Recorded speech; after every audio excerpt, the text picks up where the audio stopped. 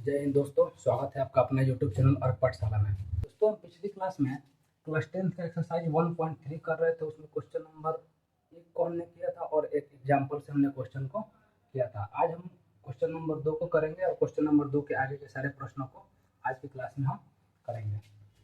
तो ये हमारे पास क्वेश्चन है कि हमें सिद्ध करना है कि सिद्ध कीजिए कि 3 + 2√5 एक अपरिमेय संख्या है। जैसे हम लोगों ने पिछले क्वेश्चन को किया था, बिल्कुल वैसे ही करेंगे।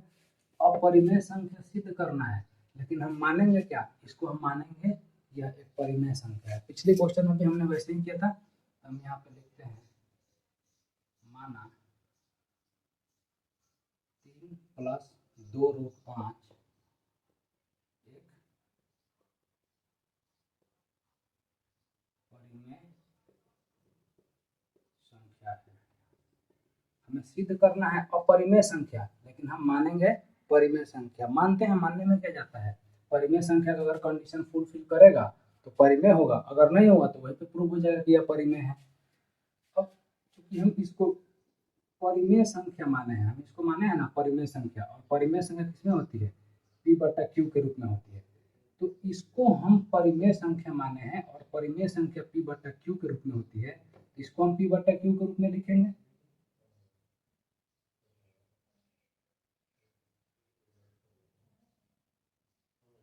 तो हम इसको लिखेंगे P/Q बराबर 3 + 2√5। क्यों? क्योंकि इसको हमने परिमेय संख्या माना है और परिमेय संख्या इसी रूप में तो होती है P/Q के रूप में। और यहाँ पे लिख देंगे जहाँ Q ≠ 0, Q 0 के बराबर नहीं होती है परिमेय संख्या में। अब मैं आप लोग को एक बात बता रहा हूँ, परिमेय संख्या में अगर कोई पूर्णांक को घटाया जाता है या फिर किसी भी पूर्णांक से भाग किया जाता है तो उसके बाद भी वो संख्या परिमेय संख्या ही रहती है। मैंने बताया कि परिमेय संख्या में किसी पूर्णांक को घटाया जाता है या किसी पूर्णांक से भाग किया जाता है या किसी पूर्णांक से गुणा किया जाता है या किसी पूर्णांक को ला करके जोड़ दिया जाता है, तो भी वो संख्या क्या होती है? वो संख्या परिमेय संख्या ही होती है। क्योंकि P/Q ये रहा हमारे पास P/Q, तो P/Q तो हमारे पास क्या है? परिमेय संख्या के रूप में ही है। इसको परिमेय संख्या के रूप में P/Q लिखते हैं ना। P/Q तो हमारे पास परिमेय संख्या के रूप में है। ये जो 3 है, 3 को हम लाएंगे इस साइड, तो यहाँ पे ये प्लस में है तो इधर आके क्या होगा? घटेगा। P/Q - 3 बराबर 2√5। हमारे पास अब ये संख्या बची है। अब इस 2 को भी हम क्या करेंगे? 2 को भी लाएंगे इधर, क्योंकि ये परिमेय संख्या थी, इसमें से 3 घटा दिए। 3 एक पूर्णांक थी, तो किसी पूर्णांक को किसी परिमेय संख्या में से घटाने के बाद भी क्या बचता है? ये परिमेय संख्या ही बचता है। या किसी तो अभी भी ये परिमेय संख्या ही है। या किसी पूर्णांक से अगर हम इसमें भाग कर देते हैं, गुणा कर देते हैं, जोड़ देते हैं, तो भी क्या होता है? वो परिमेय संख्या ही रहती है। अब हम इस 2 को इधर इसके साथ गुणा में है ना, कुछ नहीं है तो यहाँ पे गुणा है, 2 को हम ला करके यहाँ पे भाग करेंगे। P/Q - 3/2 बराबर इधर क्या बच गया? इधर √5 बच गया। ये परिमेय संख्या थी। परिमेय संख्या में से ये 3 को ला करके हम घटा दिए, फिर भी ये परिमेय संख्या ही है। और 2 को लेकर के जब हम इसमें भाग कर दिए, अभी भी क्या है? ये अभी भी ये परिमेय संख्या ही है। तो हमारे पास ये निकल करके है कि ये हमारे पास टोटल क्या है? ये हमारे पास परिमेय संख्या है। और √5 हमें पता है कि √5 क्या है? एक अपरिमेय संख्या है।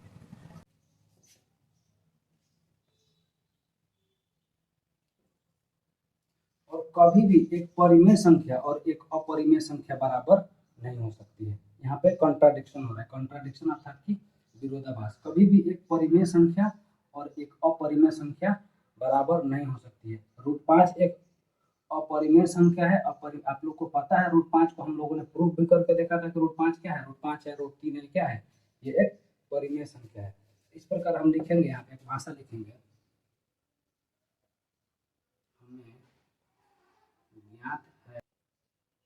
हमें ज्ञात है कि √5 एक अपरिमेय संख्या है, इसलिए ये परिमेय संख्या और ये अपरिमेय संख्या। तो परिमेय संख्या कभी भी अपरिमेय संख्या के बराबर नहीं हो सकती है। इससे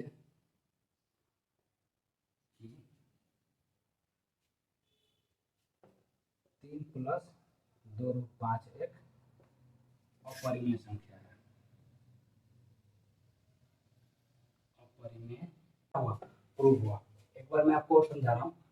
इसको अपरिमेय संख्या सिद्ध करना है, हम इसको मानेंगे क्या, परिमेय संख्या। जब हम इसको परिमेय संख्या मान लिए तो परिमेय संख्या के रूप में लिखेंगे।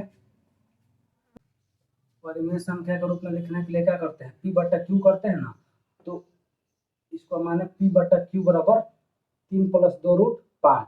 क्यों पी बटा क्यू लिखे, क्योंकि इसको परिमेय संख्या माने हैं और परिमेय संख्या का रूप पी बटा क्यू होता है और क्यू 0 के बराबर नहीं होता है। अब ये 3 को हम ला करके इसमें घटा दिए इस पी बटा क्यू में से। तो किसी भी परिमेय संख्या में से अगर कोई पूर्णांक को घटाया जाता है फिर भी वो क्या होती है, अभी भी वो परिमेय संख्या ही रहती है, अभी भी ये परिमेय संख्या है। अब ये 2 यहाँ पे गुणा में है, इस 2 को हम यहाँ पे भाग में ला दिए। तो परिमेय संख्या में अगर किसी पूर्णांक से भाग भी करते हैं तो भी ये परिमेय संख्या रहती है। परिमेय संख्या में अगर हम किसी पूर्णांक से गुणा करते हैं, भाग करते हैं, जोड़ते हैं, घटाते हैं तो भी वो संख्या क्या होती है, परिमेय संख्या होती है। अभी भी ये हमारे पास जो है ये क्या है, ये परिमेय संख्या है और ये क्या है, ये अपरिमेय संख्या है। तो √5 हमें पता है कि ये अपरिमेय संख्या है। तो क्योंकि √5 को कभी हम वर्गमूल करेंगे तो पूरा पूरा वर्गमूल नहीं निकलेगा। इस प्रकार हम यहाँ पे एक भाषा लिख सकते हैं। तो हमें ज्ञात है कि √5 एक अपरिमेय संख्या है। √5 क्या है, एक अपरिमेय संख्या है और ये क्या है, ये हमारे पास परिमेय संख्या है। इसलिए कभी भी ये परिमेय संख्या और अपरिमेय संख्या बराबर नहीं हो सकती। इसलिए परिमेय संख्या बराबर नॉट इक्वल टू अपरिमेय संख्या। इससे यह ज्ञात होता है कि 3+2√5 क्या है, ये एक अपरिमेय संख्या है।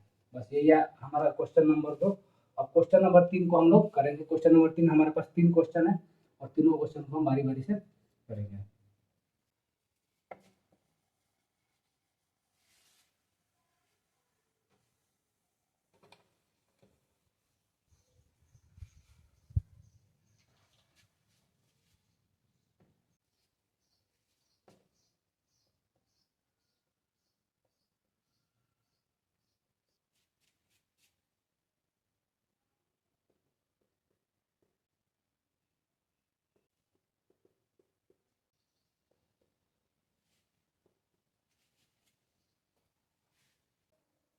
दोस्तों हमारे पास इस चैप्टर का आखिरी सवाल है और यही क्वेश्चन नंबर 3 है। ये क्वेश्चन नंबर 3 है। यही क्वेश्चन नंबर 3 में 1, 2 और 3 क्वेश्चन है और यही 3 क्वेश्चन इस एक्सरसाइज 1.3 का आखिरी क्वेश्चन है।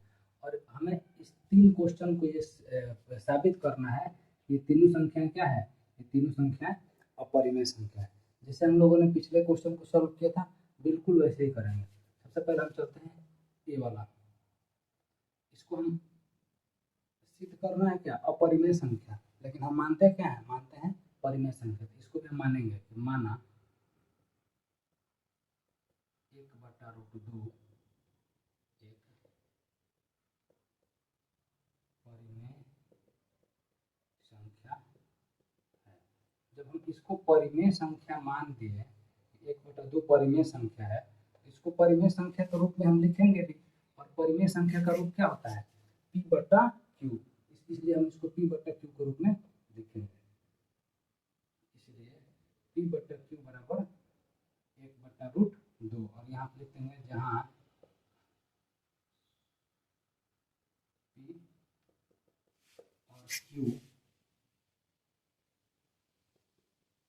पूर्णांक है। अरे कोई ना कोई तो ये पूर्णांक ही रहेगा ना, ये कोई ना 1, 2, 3, 4 कोई ना कोई पूर्णांक ही रहेगा।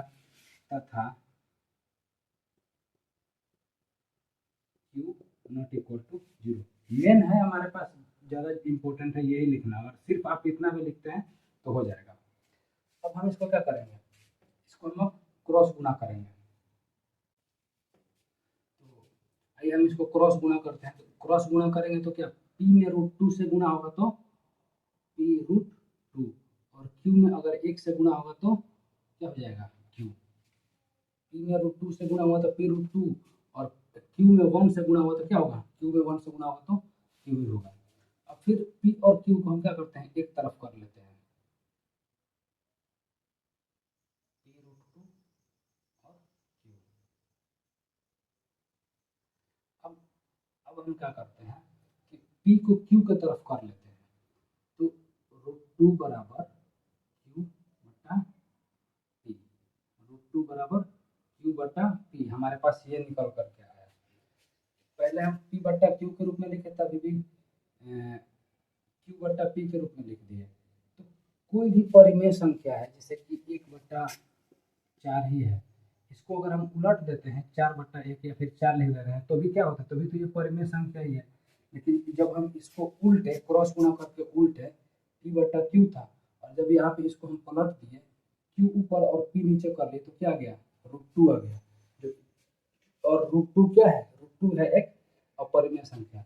इस प्रकार हम यहाँ फिर से वही भाषा लिखेंगे कि हमें अपरिमेय संख्या है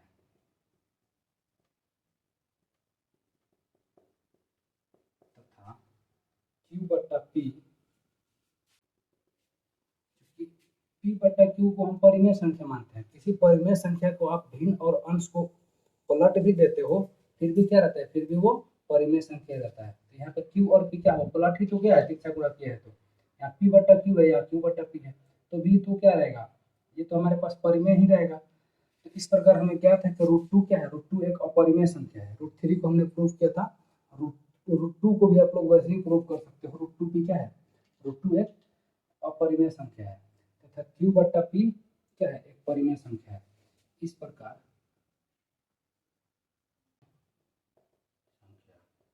अर्थात कि परिमेय संख्या और अपरिमेय संख्या कभी भी बराबर नहीं हो सकता है। बराबर, इसको काट दिए तो इसका मतलब यह हुआ कि बराबर नहीं हो सकता है।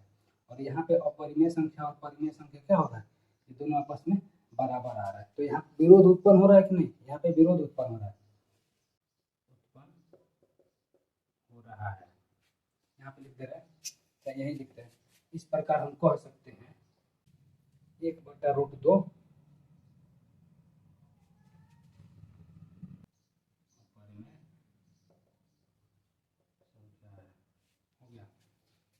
हमें ज्ञात है कि √2 क्या है, √2 एक अपरिमेय संख्या है, हमको पता है।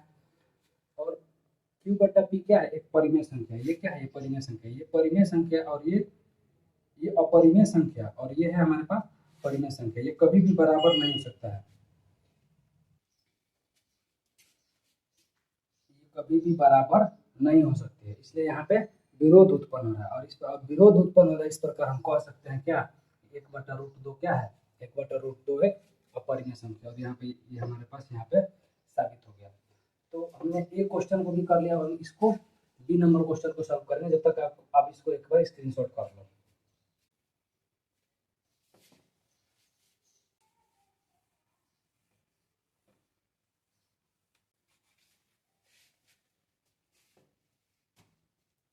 हम इसको सॉल्व करेंगे तो इसको हम लिखेंगे, माना 7√5 एक परिमेय संख्या है। सबको हमें जिसको अपरिमेय सिद्ध करना है उसको हम क्या मानेंगे, उसको हम परिमेय संख्या मानेंगे। अब परिमेय संख्या मानने के बाद इसको हम परिमेय संख्या के रूप में लिखेंगे। तो परिमेय संख्या p बटा q के रूप में होती है, और इसको हम परिमेय संख्या माने हैं, इसलिए p बटा q बराबर 7√5, जहाँ q नॉट इक्वल टू 0। परिमेय संख्या माने हैं तो परिमेय संख्या के रूप में लिख कर, परिमेय संख्या में कंडीशन ये होता है ना, q बराबर 0 नहीं होता है, इसको हम 0 करेंगे, q नॉट इक्वल टू 0 यहाँ पे लिख देंगे। अब चूंकि ये 7 है, 7 यहाँ पे क्या है, गुणा में है, तो इस साइड जाएगा तो ये क्या भागा में आ जाएगा, भाग में आ जाएगा p बटा q, और ये 7 जब इधर आएगा तो यहाँ इसके साथ भागा में आ जाएगा, p बटा 7q बराबर √5। फिर से हमारे पास वही निकल कर के हमने पहला ही क्वेश्चन को सॉल्व किया था, जिसमें √5 को हम क्या अपरिमेय संख्या सिद्ध किए थे। आप लोग अगर नहीं देखे होंगे तो प्ले लिस्ट में ये वीडियो पड़ी है, आप जाके इसको देख सकते हैं। तो फिर से हम वही भाषा लिखेंगे। मैंने आपको बताया था किसी परिमेय संख्या में किसी पूर्णांक से भाग भी कर देते हैं तो भी क्या होता है, तो भी वो परिमेय संख्या ही रहता है। तो ये पहले भी परिमेय संख्या था, इसमें 7 तो एक पूर्णांक है, 7 से भाग कर दे तो अभी भी क्या है, ये अभी भी हमारे पास परिमेय संख्या है, और इधर क्या है, ये अपरिमेय संख्या है। फिर से हम वही भाषा लिखेंगे कि p बटा 7q एक ज्ञात है कि √5 एक अपरिमेय संख्या है। रूट 5 एक परिमेय संख्या बराबर नॉट इक्वल टू विरोध हो रहा है। इसलिए यहाँ पे विरोध उत्पन्न हो रहा है क्योंकि यहाँ पे परिमेय संख्या, यहाँ पे अपरिमेय संख्या आ रहा है। इस प्रकार परिमेय संख्या है। ये हमारे पास ये क्वेश्चन हमारा ये प्रूव हो गया। कैसे? इसको हम परिमेय संख्या माने हैं। जब इसको परिमेय संख्या माने हैं तो इसको परिमेय संख्या के रूप में लिख दिए हैं। परिमेय संख्या का प्रॉपर्टी क्या होता है? पी बटा क्यू के रूप में होना चाहिए और क्यू 0 के बराबर नहीं होना चाहिए, हम लिख दिए। अब यहाँ पे चूंकि 7 यहाँ पे क्या है, 7 रूट 5 के साथ गुणा में है।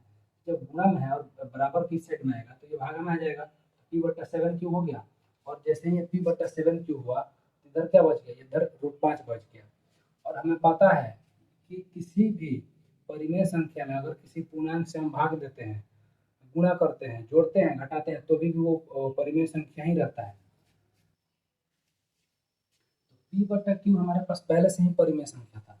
इसमें 7 एक पूर्णांक के 7 से अगर हम भाग कर दिए तभी भी क्या होगा, तभी भी ये परिमेय संख्या ही रहेगा। तो ये हमारे पास परिमेय संख्या और ये हो गया अपरिमेय संख्या। तो फिर वही भाषा लिख देगा, 7 पी बटा 7 क्यू एक परिमेय संख्या है और हमें ज्ञात है कि रूट 5 क्या है, रूट 5 एक अपरिमेय संख्या है। हमने प्रूव भी किया था 1 नंबर क्वेश्चन में, आप प्ले लिस्ट में जाकर देखिएगा। और परिमेय संख्या और अपरिमेय संख्या कभी भी बराबर नहीं हो सकती। इसका मतलब ये हुआ कि बराबर नहीं हो सकती, इसलिए यहाँ विरोध उत्पन्न हो रहा है। और विरोध उत्पन्न हो रहा है इस प्रकार हम कह सकते हैं कि 7 रूट 5 क्या है, 7 रूट 5 एक अपरिमेय संख्या है। हम इस एक्सरसाइज 1.3 का ये आखिरी क्वेश्चन है, 6 प्लस रूट 2। इसको खत्म करेंगे, इसको सॉल्व करेंगे और इस चैप्टर हमारे पास ये खत्म हो जाएगा।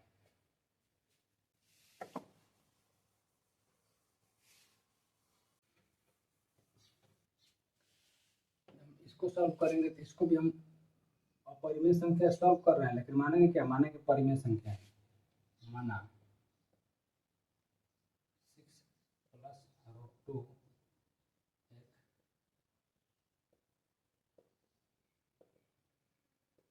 परिमेय संख्या है।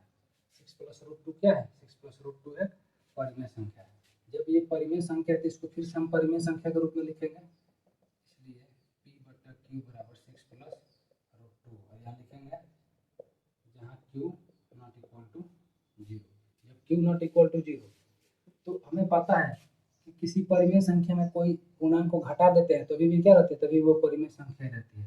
तो ये पी बटा क्यू और ये 6 यहाँ पे प्लस में है, यहाँ पे आगे साइन कुछ भी नहीं तो प्लस में है, तो इधर आगे घट जाएगा, क्या हो जाएगा, ये माइनस हो जाएगा, बराबर रूट 2। और हमें पता है कि रूट 2 क्या है, रूट 2 एक परिमेय संख्या है और ये सॉरी ये अपरिमेय संख्या है। और पी बटा क्यू क्या था, एक परिमेय संख्या था। इसमें से 6 घट गया, 6 एक पूर्णांक है, 6 घटा दिए तभी भी क्या है, तभी भी ये परिमेय संख्या है। तो कभी भी ये परिमेय संख्या और अपरिमेय संख्या ये बराबर हो सकती है, नहीं हो सकती है। तो यहाँ पे विरोध उत्पन्न हो रहा है। इस प्रकार हम विरोध उत्पन्न हो रहा है और ये क्वेश्चन हमारा प्रूव हो गया कि ये क्या है, ये एक अपरिमेय संख्या है। बस एक भाषा को हम लिख देंगे यहाँ पी बटा क्यू माइनस 6 परिमेय संख्या है तथा रूट 2 एक परिमेय संख्या है। इसलिए पी बटा क्यू माइनस 6 बराबर नॉट इक्वल टू रूट 2। ये दोनों कभी भी आपस में बराबर नहीं हो सकते हैं। जब ये परिमेय संख्या है, ये अपरिमेय संख्या है, तो ये दोनों आपस में बराबर हो सकते हैं, नहीं हो सकते हैं, बराबर नहीं हो सकते। लेकिन हमारे पास आ क्या रहा है, हमारे पास आ रहा है कि ये दोनों आपस में बराबर है। इस प्रकार हम कह सकते हैं यहाँ पे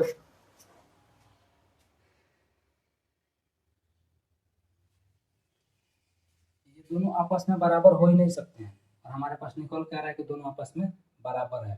तो ये विरोध उत्पन्न हुआ कि नहीं हुआ, ये विरोध हुआ, उत्पन्न हुआ। इस प्रकार हम कह सकते हैं कि यहाँ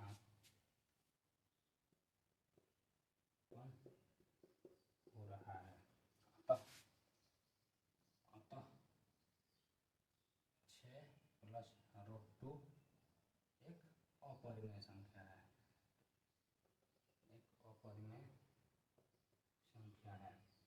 हमने माना था परिमेय संख्या। अगर ये वास्तव में परिमेय संख्या होती तो यहाँ पे विरोध उत्पन्न नहीं होता, लेकिन यहाँ पे क्या है, परिमेय संख्या मान के हमने परिमेय संख्या के तरह ही इसको सॉल्व किया। परिमेय संख्या माने परिमेय संख्या के रूप में लिखे, फिर आगे चल के देखे कि यहाँ पे विरोध उत्पन्न हो गया।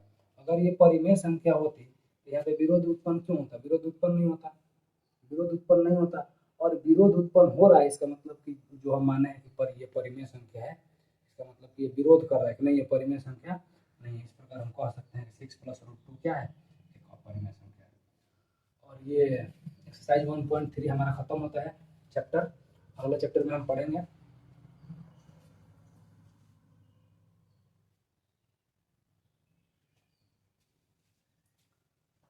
अगला चैप्टर जो भी होगा हम देखेंगे, उसको पढ़ेंगे। फिलहाल आज के लिए हम इतना ही ध्यान देते हैं। और क्लास कैसी लगी आप लोग हमें जरूर बताइएगा कमेंट करके।